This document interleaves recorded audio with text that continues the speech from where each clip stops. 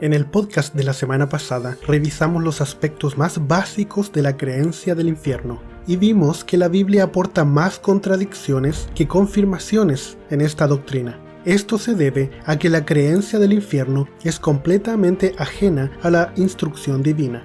Dios no la enseñó ni durante el Antiguo Testamento ni durante el Nuevo Testamento, por lo que cada vez que creemos que se está avalando o confirmando esta creencia, finalmente no es más que preconceptos y nuestra fuerte carga cultural, la que nos lleva a creer que un texto bíblico en particular dice algo que en realidad no dice. En el episodio de hoy revisaremos solo un texto bíblico que muchos creen que está afirmando que existe un lugar de tormento.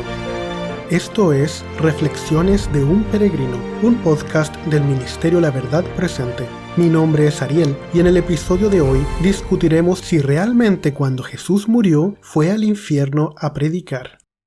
Antes que todo, es importante entender que si existen textos complicados o que parece que están diciendo algo que apoya el infierno, pero en otros lados dice lo contrario, no es porque el Señor fue impreciso o ambiguo al momento de inspirar a los autores bíblicos. La única razón de esta dificultad o contradicción es que el texto es leído, como ya mencionamos, con preconceptos, es decir, con ideas previamente aceptadas. Por lo tanto, si creemos en el infierno, un texto particular puede estar dándonos la razón, pero debemos dejar que la Biblia se interprete o defienda por ella misma. Si un texto parece estar validando una doctrina, tal doctrina debe ser validada en cualquier parte de la Biblia, y en toda la Biblia, tanto Antiguo como Nuevo Testamento. Si no es así, entonces el texto que estamos leyendo está siendo forzado a una interpretación antojadiza. Hay una doctrina que dice que Jesús, entre su muerte y resurrección, fue al infierno. Lo dicho está basado en 1 de Pedro, capítulo 3, versos del 18 al 19. Dice, porque Cristo murió por los pecados una vez por todas, el justo por los injustos, a fin de llevarlos a ustedes a Dios. Él sufrió la muerte en su cuerpo, pero el Espíritu hizo que volviera a la vida. Por medio del Espíritu fue y predicó a los espíritus encarcelados, que en los tiempos antiguos, en los días de Noé, desobedecieron, cuando Dios esperaba con paciencia mientras construía el arca. En ella, solo pocas personas, 8 en total, se salvaron mediante el agua. El texto debe ser explicado desde varios puntos de vista, dado que presenta varios elementos que llaman la atención. ¿Fue Jesús realmente al infierno? ¿Se está aquí hablando del infierno? ¿Fue Jesús a predicar al infierno? Si es así, ¿de qué predicó? La palabra griega predicar del texto, también traducida como publicar y proclamar en otras partes, aparece 59 veces en el Nuevo Testamento y ni una sola vez se utiliza para algo distinto que para predicar el Evangelio de salvación. Por lo que no cabe la duda de que en este caso también lo que hizo Jesús, de acuerdo con Pedro, fue predicar el Evangelio de salvación. Pero si Jesús fue al infierno a predicar para salvación, ¿qué sentido tiene predicar a los pecadores que ya se encontrarían en el infierno? ¿Acaso tienen una nueva oportunidad, aparte de las que ya tuvieron en vida? ¿Acaso Jesús los sacaría de ahí? Y el texto habla de gente de los tiempos de Noé. ¿Acaso los antediluvianos tienen mejores privilegios que el resto de los pecadores del infierno? Ya que a ellos Cristo supuestamente les predicó. Revisemos otros conceptos usados por Pedro para obtener más luz. Los espíritus encarcelados tienen que ser las almas de los perdidos, de acuerdo con el pensamiento pro-infierno. ¿Quiénes son los espíritus encarcelados? Veamos primero a qué se refiere con espíritus. Nota que la palabra espíritu en este verso es la palabra griega neuma, que se utiliza tanto para ángeles como para demonios, como puedes ver en Mateo 12:43, y es muy ampliamente utilizada para el Espíritu Santo, pero también se utiliza para referirse al aliento de vida, el cual fue dado a Adán y que vuelve a Dios cuando morimos. Así es utilizado cuando Esteban y Jesús murieron, en Lucas 8:55, Mateo 27:50, Hechos 7:59.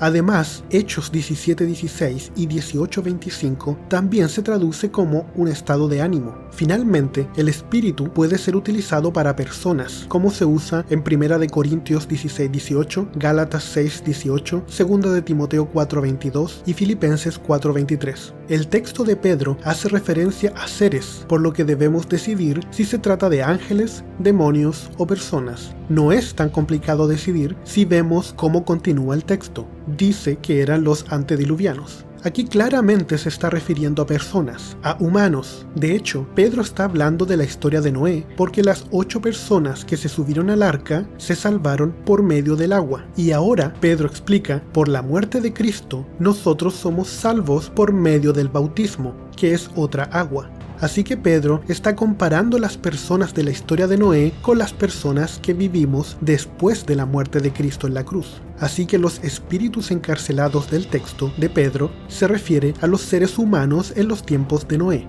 Si todavía hay dudas y se cree que Pedro se podría estar refiriendo a ángeles o demonios, revisemos las características de estos espíritus. Están encarcelados. ¿Por qué están encarcelados? Dado que no hay razón para pensar que los ángeles buenos estén encarcelados, puede referirse a humanos o a demonios. Así descartamos completamente a los ángeles no caídos. Si lees 2 de Pedro 2:4, que es la otra carta de Pedro, así que no es el mismo contexto de la carta anterior, podemos llegar a creer que los espíritus encarcelados son demonios. Pero como Jesús les predicó a los encarcelados, no tiene sentido de predicarle a los demonios para su salvación, dado que ellos ya eligieron seguir a Satanás. Por eso fueron expulsados del cielo junto a su líder. Así que deben ser humanos. Pero estos humanos encarcelados deben tener la opción de ser salvos para escuchar la predicación, por lo que necesariamente deben estar vivos. Si son antediluvianos, como se menciona antes, ¿por qué están encarcelados?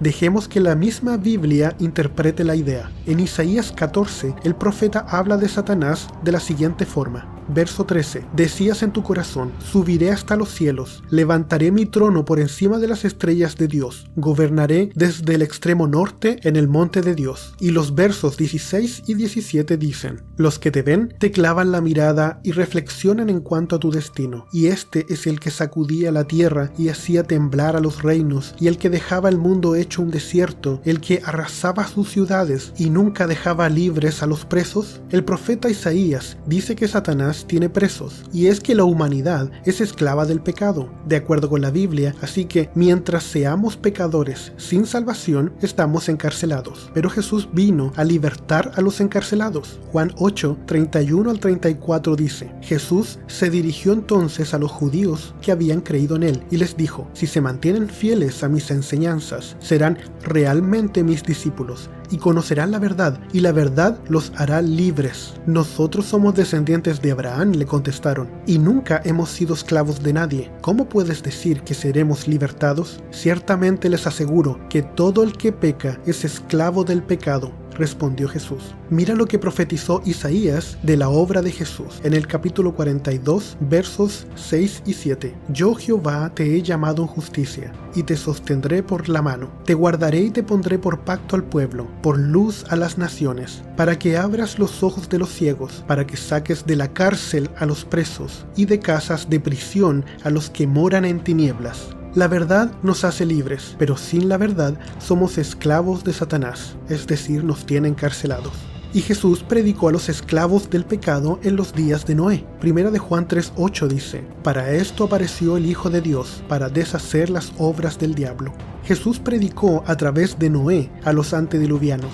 Fue un mensaje de salvación, que entraran en el arca, pero solo 8 personas se salvaron por medio del agua. Y Pedro nos dice que ahora, por la muerte de Cristo, somos nosotros salvos por medio de otra agua, el agua del bautismo. Hebreos 1:1 dice que Dios habla a través de los profetas. Y aquí tenemos a Noé siendo utilizado por Dios para predicarles a los antediluvianos. Pero lo más importante es que Pedro indica que nosotros podemos participar de la muerte de Cristo a través del bautismo. ¿Tienes dudas de que es esto a lo que Pedro se refería? Te invito a seguir leyendo 1 de Pedro capítulo 3 y verás que del verso 21 en adelante Pedro habla directamente del bautismo. Así que no queda duda de que ese es el contexto de lo que dice Pedro ahí. En el próximo episodio revisaremos otros textos que han sido malamente utilizados para tratar de sostener bíblicamente la idea del infierno. Este fue un episodio de Reflexiones de un Peregrino, un podcast del Ministerio La Verdad Presente. Puedes encontrar información de este ministerio en laverdadpresente.cl. Puedes encontrar todos nuestros episodios en la aplicación de podcast de iTunes. Recuerda, hay un poder en la fe y en la humilde obediencia que el mundo no puede resistir.